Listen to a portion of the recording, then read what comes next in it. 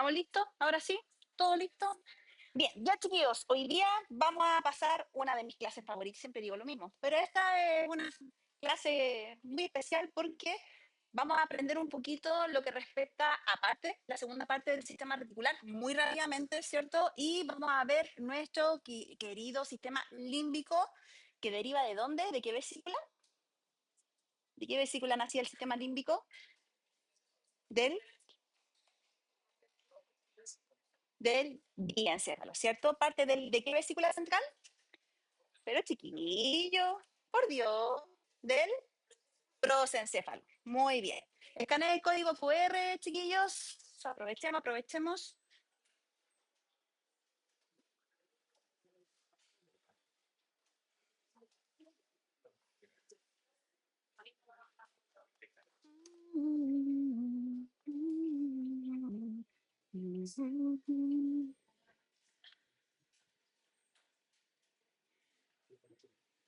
Ya, ¿estamos listos? Vamos, listo. Bien, como había visto anteriormente en las clases anteriores, el cerebro no es una estructura que se pueda estudiar de manera separada, sino más bien es una red de movimiento celular, como bien muestra esta gráfica, que literalmente es una activación continua del metabolismo, ¿cierto?, cerebral, y que esta forma que están viendo aquí en gráfica, se puede estudiar mediante técnicas avanzadas, que las vamos a ver el día viernes, que son difusión y tensión-difusión, que a través de esta podemos ver tractografía, o sea, el movimiento anisotrópico del agua, ¿cierto?, que permite poder esclarecer cuál es el metabolismo cerebral y cuáles son las áreas que se pueden activar, que después más adelante, en un par de semanas más, vamos a ver resonancia funcional, cómo el cerebro se va activando y se va demostrando esto que es una ilustración 3D, obviamente con colores, pero no deja de estar muy lejano a cómo realmente funciona el cerebro, ¿cierto? Ahora, habíamos visto hasta ahora el sistema reticular, ¿cierto? El tronco cerebral y todas las emergencias del núcleo, que eran pequeñas ciudades, ¿cierto? Que me permitían poder regular algunos sistemas, el sistema de vigilancia, ¿cierto? El área superior, el SARA, ¿cierto? Y el área inferior, que está asociado al sistema autónomo, ¿ya? Esto está íntimamente relacionado con nuestros queridos pares craneales. Los pares craneales literalmente son regiones sensoriales. Eso quiere decir que reciben, la gran mayoría de ellas, información. Y si se fijan, esto no es un esquema que se aprendan de memoria, de hecho no lo voy a preguntar en la prueba, pero hay una red, literalmente como una red industrial, que conecta todos estos nervios y llevan literalmente a algunos segmentos nucleares que están asociadas en el núcleo del sistema reticular, que está alojado en el tronco cerebral, ¿ya? Por eso es tan importante saber dónde están las lesiones, sobre todo en difusión, los infartos que se dan en el tronco cerebral, porque esto puede generar algunos compromisos autónomos, ¿cierto? O estados de inconsciencia para el paciente, ¿ya? Por lo tanto, las emergencias de los pares craneales es muy importante estudiarlos, principalmente por resonancia magnética. Le había dicho la semana pasada que el escáner tiene una gran deficiencia, a diferencia de la resonancia magnética, en la fosa posterior específicamente. ¿Qué es lo que era? ¿Qué es lo que producía el escáner que no tiene la resonancia? Endurecimiento del haz, ¿cierto? Por la zona petrosa, que dificulta la visualización de estos nervios, que son muy sensibles a la caracterización imagenológica. Sin embargo, la resonancia, no es que yo sea amante de la resonancia, pero es el gol estándar para poder visualizarlo. ¿Qué secuencia habíamos dicho que se trabajaba para el estudio de pares craneales? Hasta ahí llegamos. Gradiente coherente de refase parcial o total. Total, más conocidas como las balance, ¿cierto? En general se llaman fiesta, no de bailar fiesta, sino que es fiesta el nombre comercial, y True Fips en el caso de Siemens, ¿cierto? Bien, vamos a ver un ratito más. Sin embargo, quiero hacer un repaso de los pares craneales. El primero, ¿cuál es? Con confianza, si yo sé que saben. ¿Cuál es? El olfatorio. El segundo, bueno, en realidad no es ese, pero debería estar por acá. El segundo, el óptico, ¿cierto? El tercero, el oculomotor. Oculomotor. El cuarto, el coclear, ¿cierto? El quinto, el trigémino, el sexto, todo no, todo no. Primero, el oftálmico, el segundo, esto debería ser, se supone, el quiasma. Por lo tanto, debería ser el óptico, ¿cierto? El tercero, el oculomotor, ¿cierto? El cuarto, el coquear. El quinto, el trigémino. Si se fijan, todo está sobre el puente. Oftálmico, óptico, oculomotor, troquear y aquí al medio el trigémino. Este es uno de los más grandes que vamos a ver. Después, si se fijan, pasan todos debajo del puente. O sea, o estamos arriba del puente o estamos debajo del puente. Por lo tanto, en una imagen de resonancia, ¿qué es lo que tengo que buscar para poder identificar los pares? El puente. ¿Ya? Después, abducen y al ladito del abducen,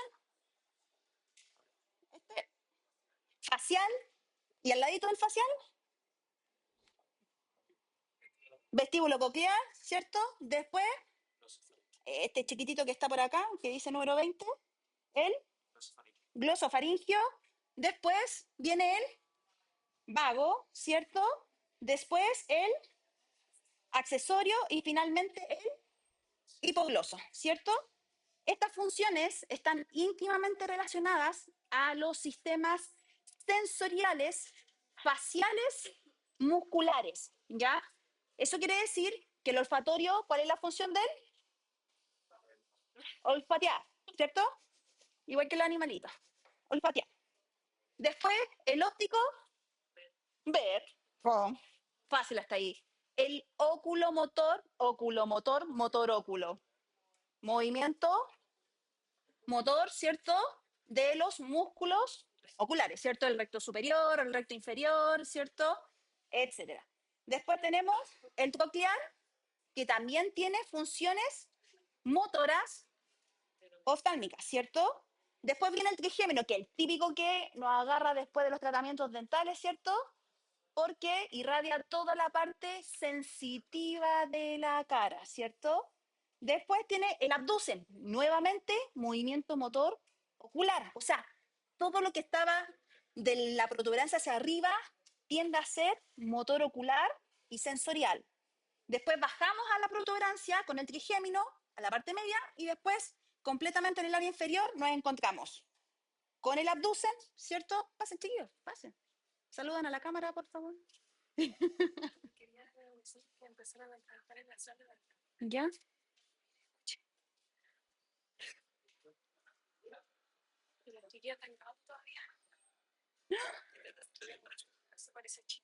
Ya, ya, bueno. Gracias. ¿En qué iba? En el abducen, ¿cierto? Que es la parte inferior del puente. Después tenemos en la parte media del puente el facial, que responde a los músculos faciales y parte de la musculatura de la lengua, ¿cierto? Después tenemos el vestíbulo coclear, que está relacionado con la audición. Después, el glosofaringio, toda la región muscular glosofaringea, incluyendo parte de la musculatura de la lengua, ¿cierto? El décimo, que le había dicho anteriormente, que uno de los nervios más importantes, que está relacionado con el sistema intestinal, ¿cierto? Por eso se dice que el nervio vago pareciera que fuera nuestro segundo cerebro y es uno de los nervios más largos que existen dentro de los pares craneales. Después tenemos el nervio accesorio, que está asociado a la musculatura cervical, y finalmente el hipogloso, que termina con la recepción muscular de la lengua, ¿cierto? Básicamente. No les voy a preguntar los detalles, pero sí me interesa que cada uno de los nombres sepan la correlación si tiene funciones motoras, ¿cierto? En el caso ocular, o funciones sensoriales. Ahora, ¿cómo lo voy a ver? A través de la resonancia magnética, lo voy a ver a través de una imagen volumétrica, isométrica, de alta resolución, más conocida como la secuencia Balance. Es la típica que nosotros hacemos en los protocolos de fosa posterior. Ahora, busquemos los nervios. Primero teníamos el nervio oftálmico, o sea, olfatorio. ¿Dónde tenemos el nervio olfatorio? Si se fijan acá, ¿qué estructura es esta?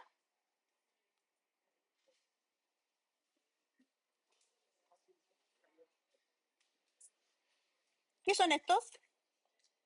Los cornetes. Y arriba de los cornetes, ¿qué es lo que está? El,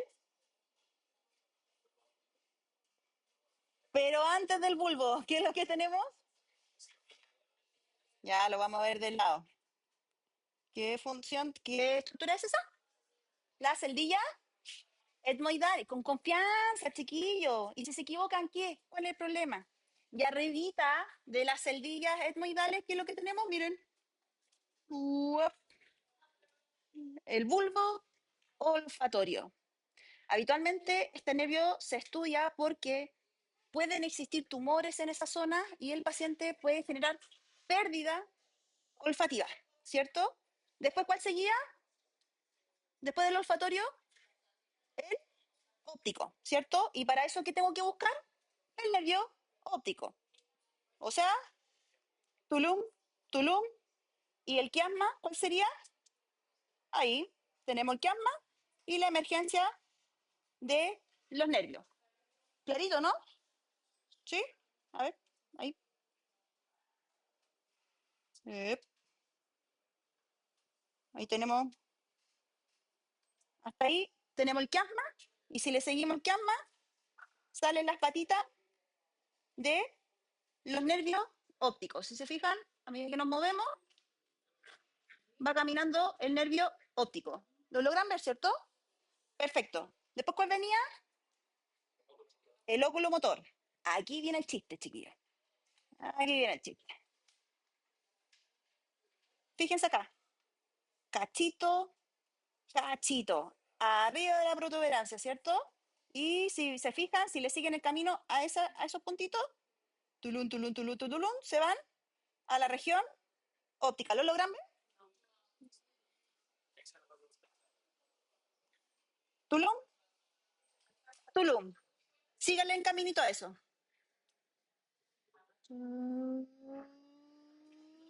¿Lo cacharon? Sí. Después, ¿cuál viene? Copiar. Este es más peludo. Este no se los podría preguntar. Se ve en este caso solamente del lado derecho. Oh. Ah, ahí. Es súper chiquitito. Tulum. Pero ahí está. Y si le siguen el caminito, chiquitito. Es más chiquitito. Después, ¿cuál venía? Trigémino. El trigémino, súper evidente. Cachito,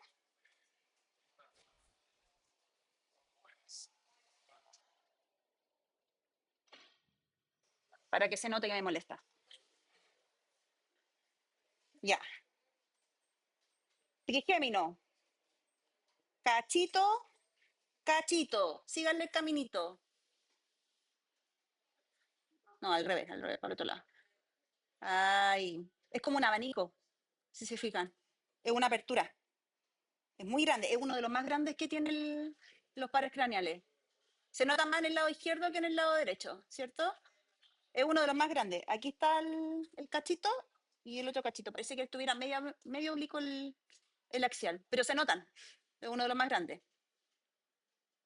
¿Hasta ahí todo clarito? Ese sí lo voy a preguntar, porque es muy grande. Después de eso, ¿cuál venía? El abducen, ¿cierto? Por lo tanto, tengo que mirar sobre el puente o bajo el puente. Bajo el puente. Entonces, me voy para arribita, si me pierdo, ¿cierto? Busco el trigémino y debajo del trigémino debería aparecer por delante el abducen. ¿Dónde está el abducen? Ahí. Cachito, cachito. Síganle el caminito. Tulum, tulum. ¿Lo vieron? De nuevo. Cachito, cachito. Sigue el caminito. Tulum, tulum. ¿Lo vieron? ¿Sí? Después, ¿cuál venía? El facial está al ladito de cuál? Pegadito del vestíbulo coclear, ¿cierto? Por lo tanto, ¿cuál debería buscar para encontrar el facial? El vestíbulo coclear. ¿Dónde está el vestíbulo coclear?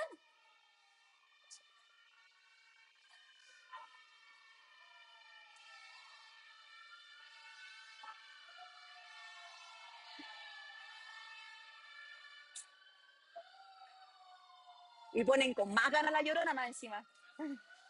Ya aquí va encima. Haremos punchi, punchi, punchi. Ya, ya, pues cállense, chiquillos.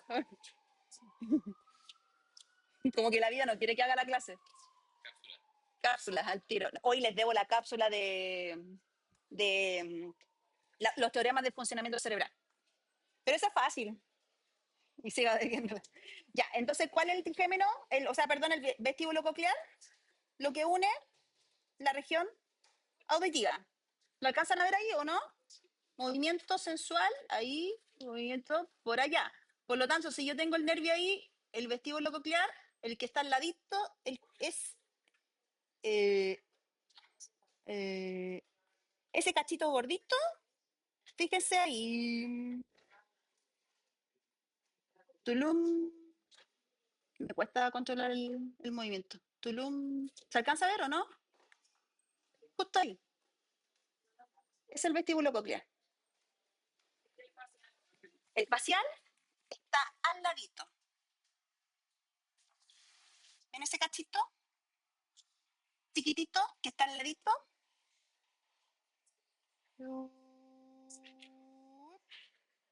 Y se devuelve. ¿Lo vieron? Cachito, sígale el caminito.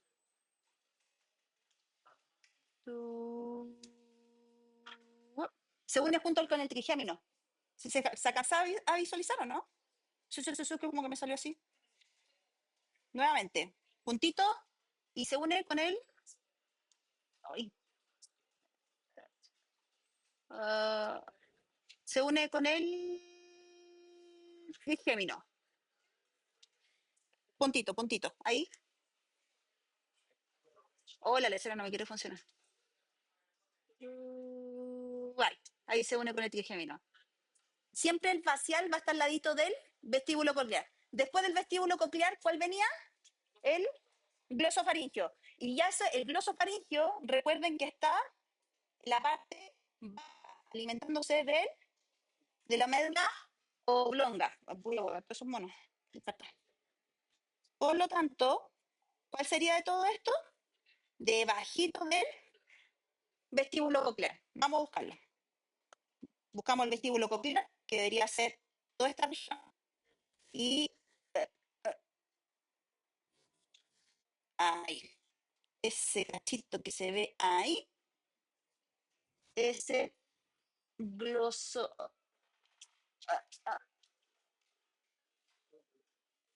Ahí. ¿Se alcanza a ver o no?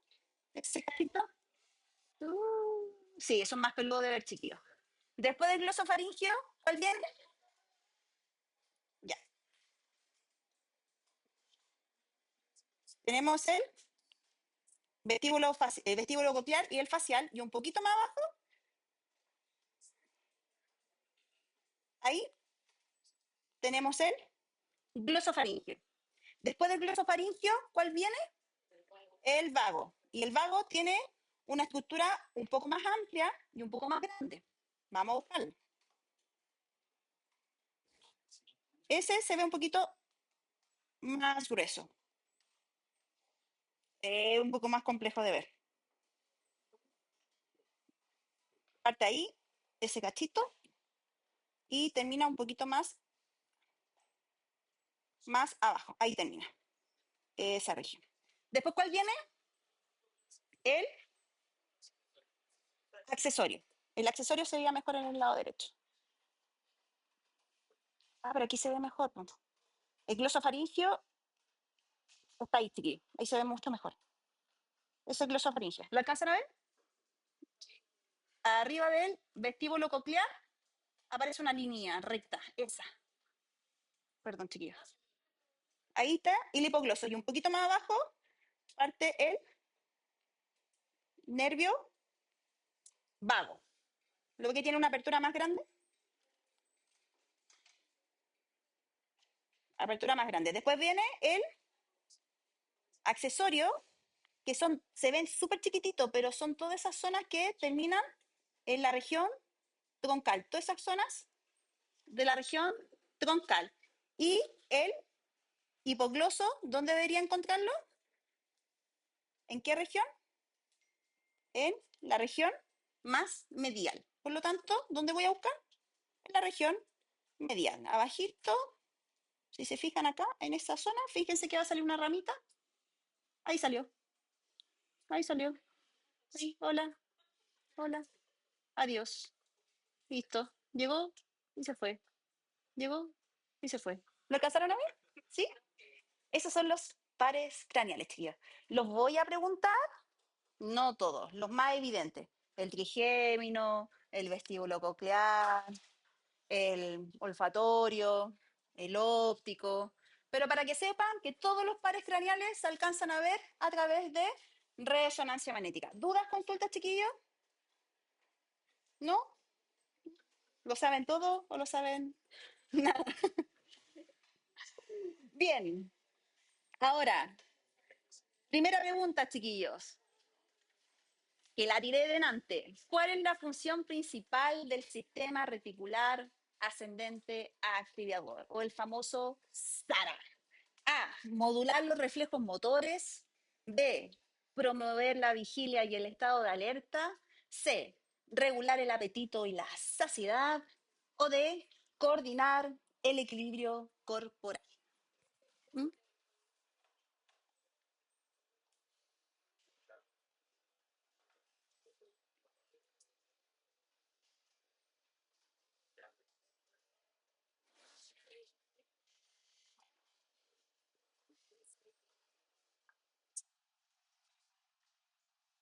¿Ya? ¿Respondieron, chiquillos? Sí, no, sí, sí, sí o no, no. Bueno, no importa. Pase.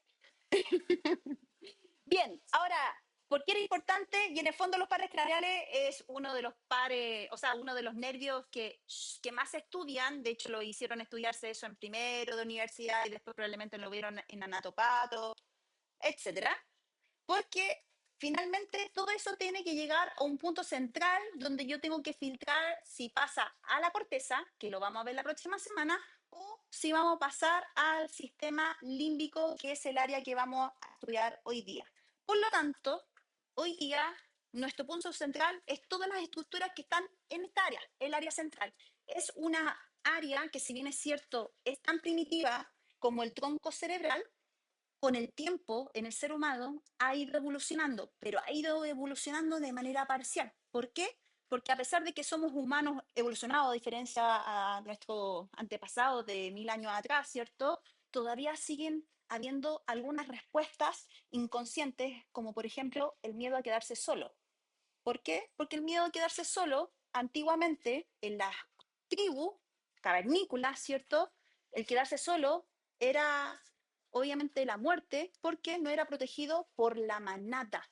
Hoy en día, estar solo es un sesgo social de discriminación, pero por los aspectos vinculares y afectivos, ¿ya? Por lo tanto, inconscientemente, para nosotros, estar solo es una situación de peligro. Es uno de los tantos ejemplos de sesgos del sistema límbico que todavía quedan en el remanente del ser humano. Por lo tanto, como bien dice aquí, uno de los primeros sistemas que activa el sistema de supervivencia, o sea, la lucha, la huida, la hipervigilancia, por ejemplo, cuando ustedes reactivan, cuando les molesta a alguien, cuando les molesta algo, cuando les incomoda una situación, ¿cierto? Es el sistema límbico el que actúa. Los vínculos colectivos también están íntimamente relacionados en estas zonas. Adelante, chiquilla. ¿Por qué? Porque aquí está todo el sistema de comunicación que vimos la semana pasada. El serotoninérgico, el dopaminérgico, ¿cierto? Los tractos de la acetilcolina, etcétera, ¿cierto? Y además tenemos otro punto importante ¿qué es la memoria a largo plazo? Eso significa que esta zona genera recuerdos de largo plazo y es la que constantemente estoy ahí, tilín, tilín, estimulándolos constantemente a través de la amígdala, ¿cierto? Una de las áreas más incómodas que tenemos, porque cuando usted recuerda sensorialmente un evento, ya sea audiovisual, ¿cierto? Tiene que estar asociado a un trazador emocional para que se quede en la memoria de largo plazo. Por lo tanto, el sistema reticular genera un filtrado para llegar al manejo y la modulación del sistema emocional, que es el que regula el sistema límbico. Por lo tanto, como había dicho la pregunta anterior, el sistema reticular ascendente activador mantiene los estados de vigilia y los estados de atención, mientras que el sistema reticular descendente tiene funciones vegetativas. Por lo tanto, no es lo mismo una lesión del sistema límbico que una lesión del tronco encéfalo. Tienen funciones completamente distintas. Ahora, el sistema límbico está relacionado con distintas áreas dentro de ello. La memoria a largo plazo, la respuesta emocional, la conducta sexual, ¿cierto? Los ritmos circadianos y la nutrición, que las vamos a ver rápidamente paso a paso. ¿Cuáles son las estructuras anatómicas que están relacionadas con el sistema límbico? El hipocampo, por supuesto, el fornix, que fue pregunta de prueba, ¿cierto? Los cuerpos mamilares, el tracto mamilotalámico, ¿cierto? Los núcleos anteriores del tálamo y nuestro querido giro cingulado, ¿cierto? Digan, ¿sí? Lo que pasa es que a lo mejor ahí paró de grabar, ¿o no? ¿Sí? ¿Está grabando? Ahí está. Hola. Estamos grabando, estamos al aire. Estamos al aire, chiquillos. Bien, entonces, conociendo ya las estructuras que nosotros vamos a analizar en esta clase, vamos a buscar las secuencias que serían más idóneas para esta área. Una de ellas, bueno, en realidad son dos, el T1 y el T2, ambas secuencias turboespineco. El T1 tiende a ocuparse gradiente o fast gradiente.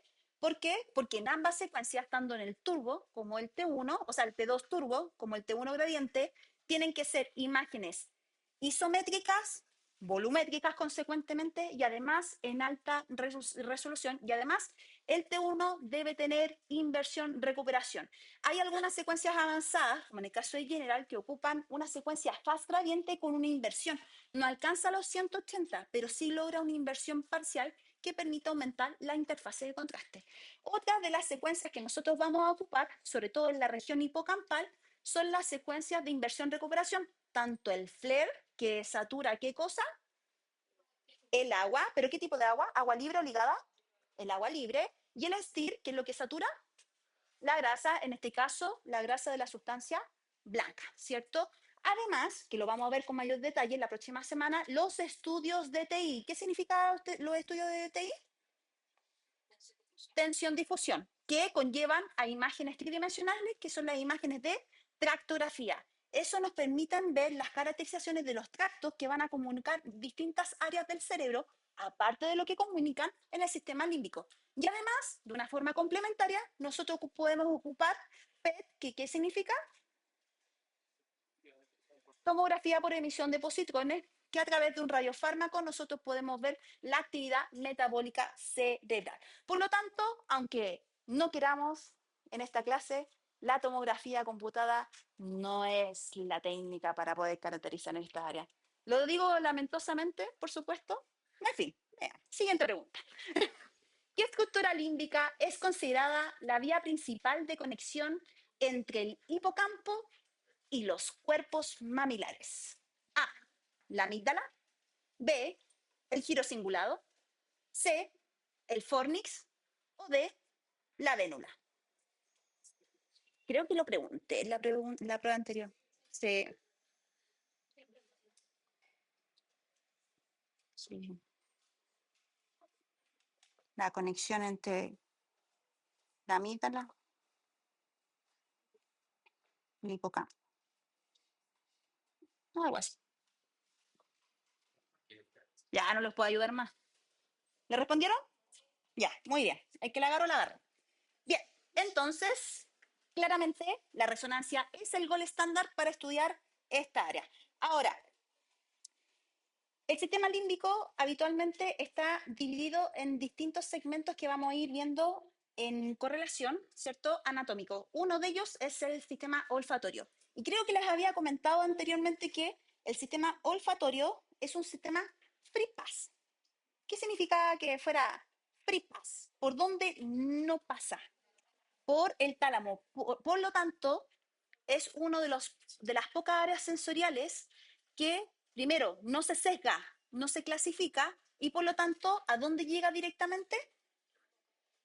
Al hipocampo, ¿cierto? Como se visualiza ahí, el par olfatorio, ¿cierto? No cruza el tálamo y llega directamente a la región hipocampal. Por eso, como les comentaba en la clase pasada, cuando nosotros vamos donde la casa de la abuelita, ¿cierto?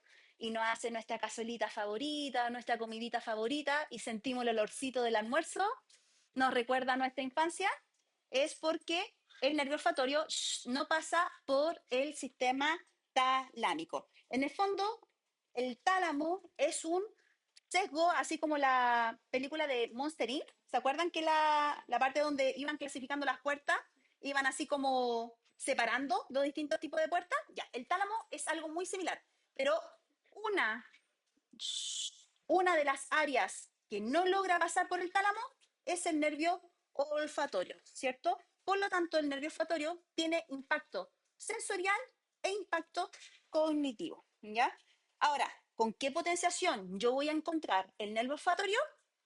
¿Con, ¿con qué potenciación lo encontramos? Con el T2, ¿cierto?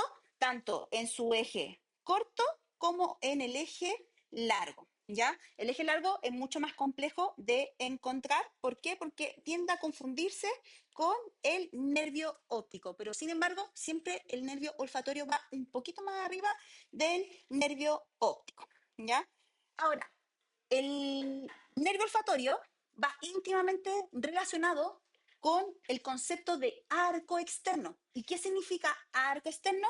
Que literalmente cubren de manera como del perímetro, mejor dicho, el cuerpo calloso hasta llegar a ¿dónde? ¿Qué zona tenemos acá?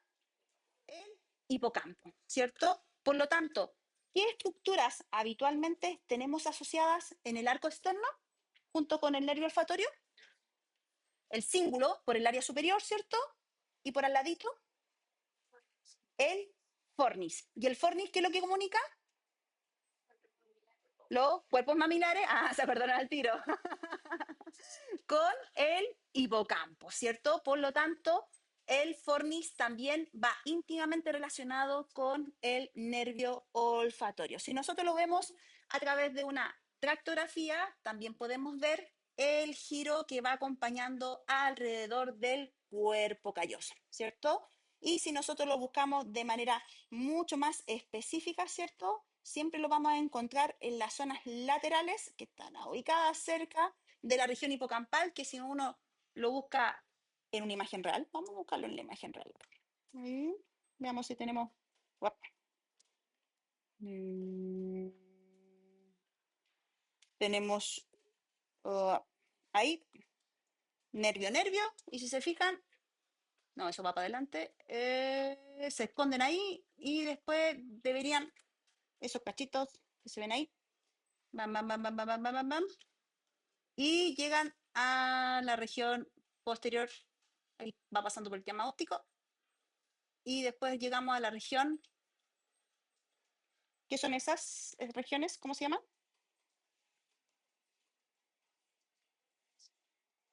¿Cómo se llaman esas regiones? La que parece la colita de caballito de mar, pues. El uncus hipocampal, ¿cierto? La región del hipocampo. Muy bien. Siguiente pregunta. En relación con el sistema olfatorio, ¿cuál es su característica única en comparación con los otros sentidos? A. Sus señales no pasan primero por el tálamo antes de llegar a la corteza. B. No tiene conexiones con el hipocampo. C. Solo procesa información consciente. O D. sus receptores se encuentran en el cerebelo. Está regalada, está regalada.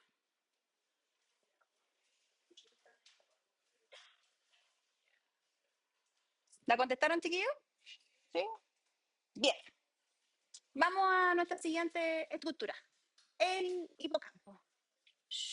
El hipocampo tiene una función importante, que ¿cuál era?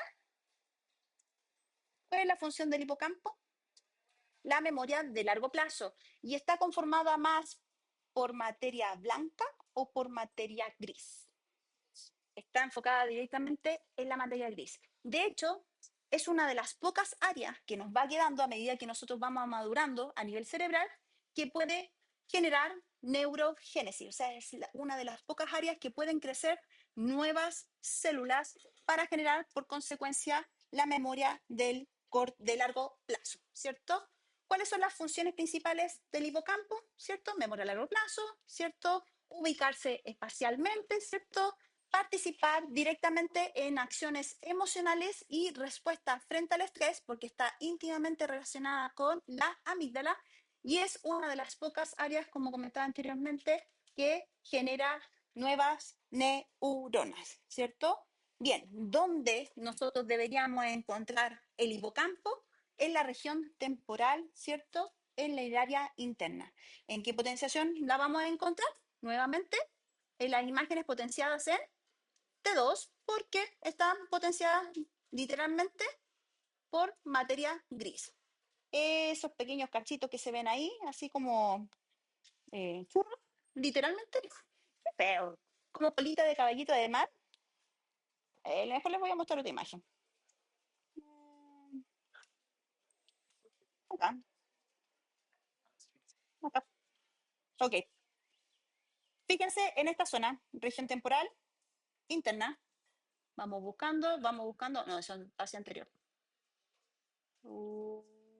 Cuando empieza a aparecer el asta anterior de los ventrículos laterales, empieza a aparecer, no, ahí empieza a aparecer el hipocampo, ¿cierto? Miramos un poquito más hacia atrás y termina hasta donde terminan las astas posteriores de los ventrículos. Si nosotros lo miramos desde una imagen axial, deberíamos buscar los temporales, ¿cierto? Y donde aparecen las astas anteriores de los ventrículos, deberíamos encontrar el hipocampo. Ahí lo tenemos. Toda esa región, específicamente ahí, está asociada al hipocampo. ¿Ya? Si lo buscamos desde un plano sagital,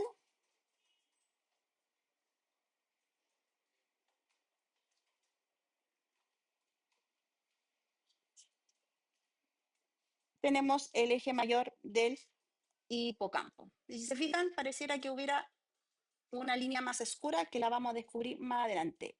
Ojo con esa línea porque es la que comunica internamente junto con el hipocampo, que es toda esta región de circunvolución temporal medial. ¿Dudas, consultas hasta acá, chiquillos? Me imagino que no, ¿cierto? Manejamos muy bien la anatomía, ¿ya? El objetivo de esta zona, ¿y por qué es de tanta relevancia? Porque la zona del hipocampo se estudia a través de los protocolos de epilepsia.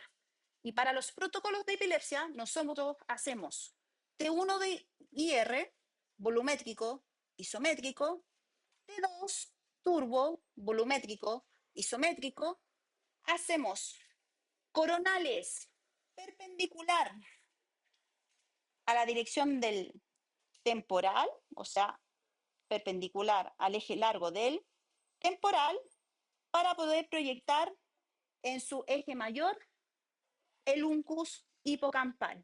¿Y por qué es importante esa zona? Porque habitualmente cuando existen lesiones o microinfartos, es típico, han escuchado de esos niños que se cayeron en la bicicleta, se pegaron, hicieron una crisis convulsiva, a los 3 meses después del golpe, suele pasar que los niños tienen el efecto latigazo, en el escáner sale normal, lo llevan para la casa, 2 meses, 3 meses después, empiezan con convulsiones tónicas clónicas y es porque en ese evento produjeron microinfartos en la región hipocampal y la cicatrización de esas lesiones producen el estatus convulsivo del paciente, ¿ya? Pueden haber múltiples causas que pueden generar estatus convulsivo, que es una de las causas más relevantes a nivel patológico del uncus hipocampal.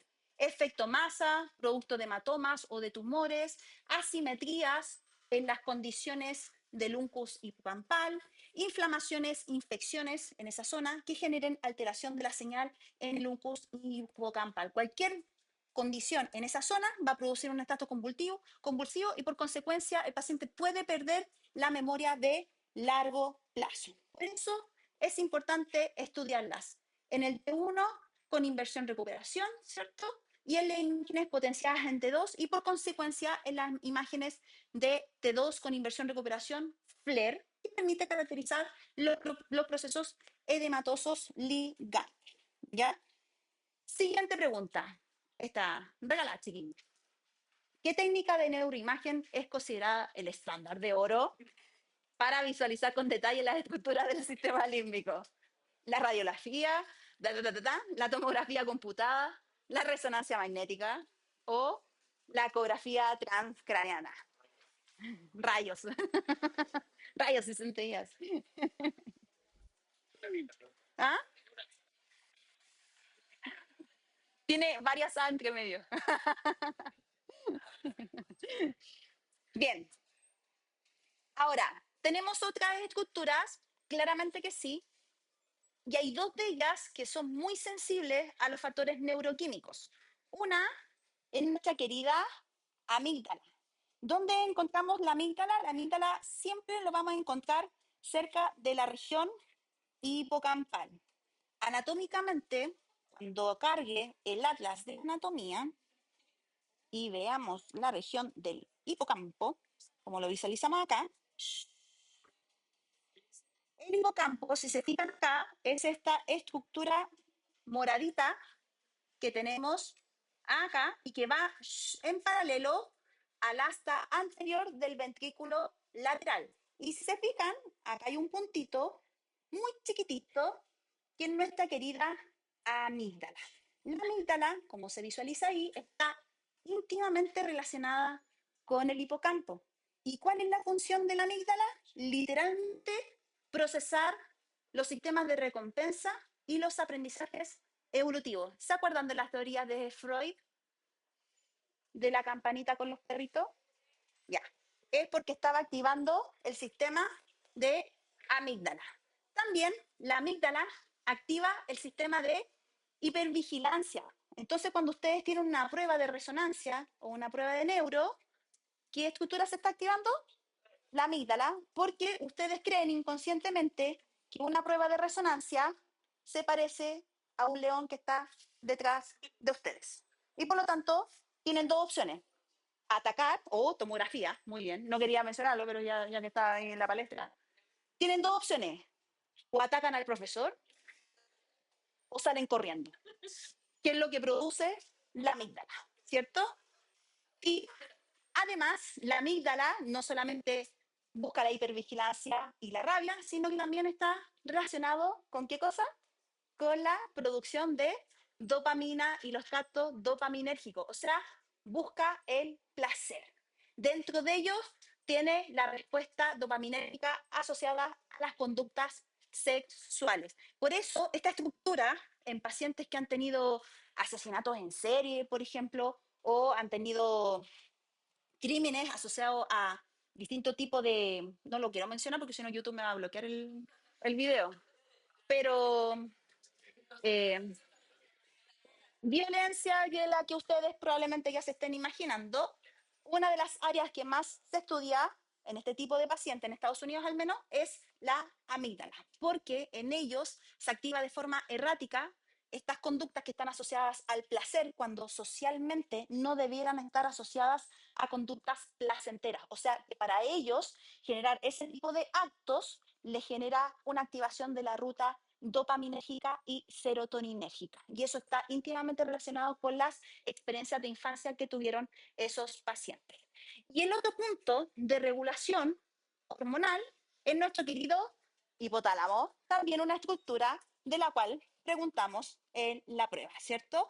Ahora, ¿por qué es importante esto? Porque tenemos una siguiente estructura que también salió en la prueba, ¿cierto? Que es el giro cingulado. El giro cingulado, ¿qué comunica? ¿Qué comunica? ¿Cómo se llama esta zona? El diencéfalo con el telencéfalo, ¿cierto? Por lo tanto, el giro cingulado se divide en dos secciones, en la región anterior y en la región posterior. La región anterior está relacionado con funciones ejecutivas de empatía social y juicio, mientras que el cingulado posterior está relacionado con orientación espacial y memoria autobiográfica. ¿Dónde lo encontramos habitualmente en este tipo de pacientes? Es súper fácil de identificar, ¿cierto? ¿Dónde lo tenemos? Por ahí, se los presento. Y pareciera que hay una estructura que la acompaña. ¿Cuál es esta? ¿Qué estructura es esa? El, uh, ay, ¿qué son estas cosas negras que aparecen por ahí?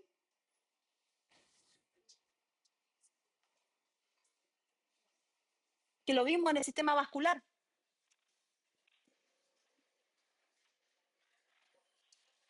Ya, pues chiquillo.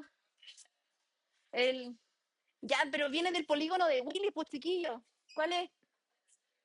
La arteria cerebral anterior, pues la arteria cerebral anterior recorre el segmento inferior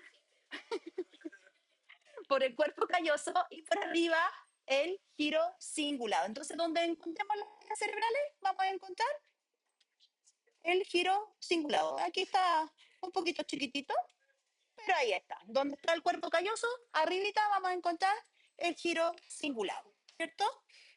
Bien. ¿Qué funciones tiene el sistema cingulado, cierto? Ya lo dijimos anteriormente, tiene relación emocional, social, ¿cierto? Y relaciones espaciales, ¿cierto? Y estas se relacionan directamente entre las funciones prosencefálicas, ¿cierto? Telencefálicas y que se comunican directamente con la región hipocampal. Este circuito se le llama el circuito de Papers.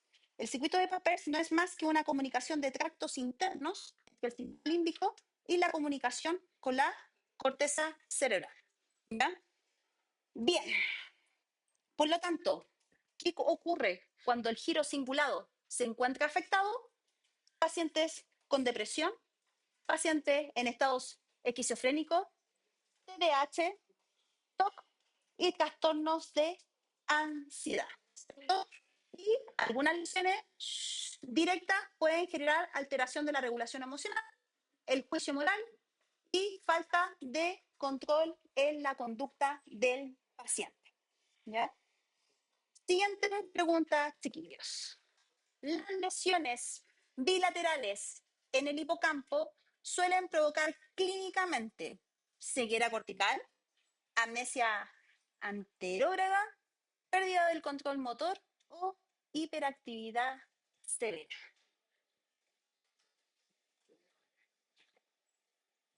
Está regalada. Está regalada. ¿Me respondieron, chiquillos?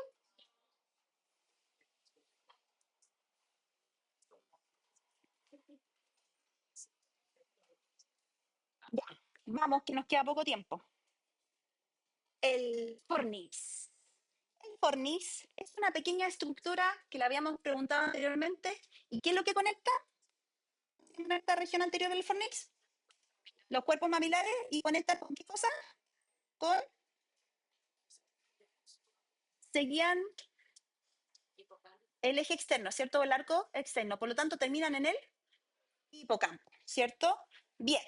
Cualidades funcionales del fornix está directamente relacionada con la consolidación de la memoria a largo plazo, ¿cierto? Procesamiento emocional y motivacional y además con la integración cognitiva asociada a atrasadores emocionales. ¿Qué puede pasar cuando existen lesiones telefónicas, amnesia, ¿cierto? Déficit de memoria episódica, o sea, el paciente le cuesta recordar ciertos segmentos de su vida Y en el caso de estados bilaterales, puede producir estados alterados como el síndrome de Korsakoff. No lo voy a preguntar eso, pero uno de los ítems también que se puede ver afectados a nivel patológico es el Alzheimer. Ahora, ¿se acuerdan que le había dicho que en la región temporal se veía una lesión que era más negrita? Ya.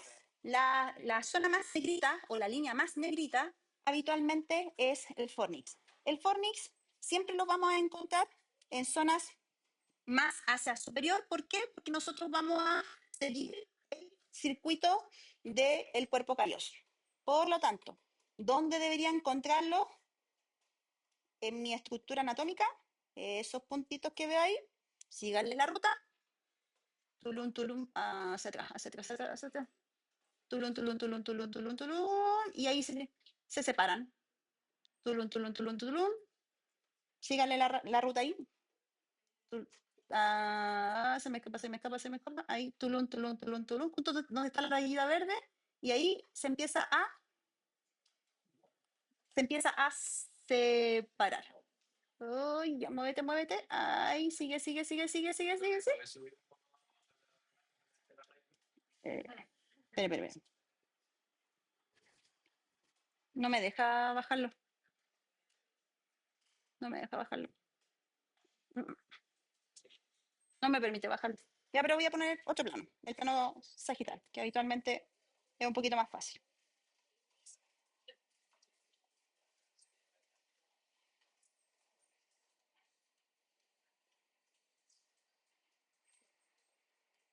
Gracias, gracias. Sígale la ruta, ahí chiquillos, ahí tenemos parte del eje del fornix y le sigue la línea, la línea, la línea. Ahí está la línea. Línea, línea, línea, línea, línea. Ahí sigue la línea. Como que me queda un poquito chota la línea. Después le sigue la línea ahí. Y si le sigue para abajo, ahí está la línea. Y después comunica con el hipocampo. ¿Lo alcanzaron a visualizar, chiquillos? Es un poquito más fácil, ¿cierto? Bien, un poco de tracto, ¿cierto? Ahí tenemos la región del fornix, etcétera, etcétera. Siguiente pregunta, chiquillos. ¿Cuál de las siguientes estructuras forma parte del arco externo o giro límbico? A, los cuerpos mamilares. B, el giro de cíngulo. C, la glándula pineal. Y D, el bulbo raquídeo. También regala, chiquillos. ¿Respondieron? ¿Sí? ¿No? ¿Sí? Vamos, que nos queda poquito, me quedan 5 minutos. Ya, chiquillos. Y finalmente tenemos la región del hipotálamo. La región. ¿Qué le pasa, chiquillos, que están como desconcentrados hoy día? Ya están aburridos, ya. Bueno, la región del hipotálamo, ya estoy por terminar, chiquillos. Si se fijan acá, ¿qué figura podría formar esto? ¿Cómo? ¿Qué se imaginan que puede ser? Así como si imaginaran un animal en eje sagital. Uh, Puede ser una manito de cangrejo, ¿cierto? Medio raro. Puede ser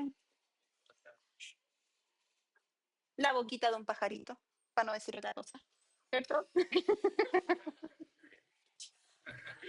Pero si se fijan, esa figura se encuentra, y creo que fue pregunta de prueba, en las imágenes sagitales. Si nosotros buscamos esa referencia, ¿dónde deberíamos encontrarla? Aunque no se ve mucho acá, en la región hipotalámica, ¿cierto? Aquí tenemos el tálamo y debajo del tálamo tenemos el hipotálamo, el pajarito. Y debajo del hipotálamo tenemos el tallo hipofisiario y la hipófisis, ¿cierto? Si nosotros lo buscamos en una potenciación T1, probablemente lo podamos ver un poquito mejor. Vamos a buscar un T1. ¿Ah? Cuando cargue, un T1. Ajá, aquí lo tenemos mucho mejor.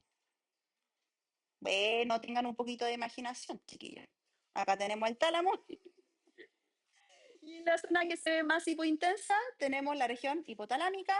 Y la región hipotalámica está comunicada con el tallo hipofisiario que lleva a la región de la hipófisis, ¿cierto? La región hipotalámica tiene funciones de regulación hormonal y dentro de ella, ¿cuáles son las funciones más importantes? Funciones vegetativas, funciones de regulación de temperatura, el equilibrio hídrico, ¿cierto? Y asociadas al apetito y la saciedad. Por lo tanto, responde a patrones conductuales instintivos. ¿Qué regula hormonalmente?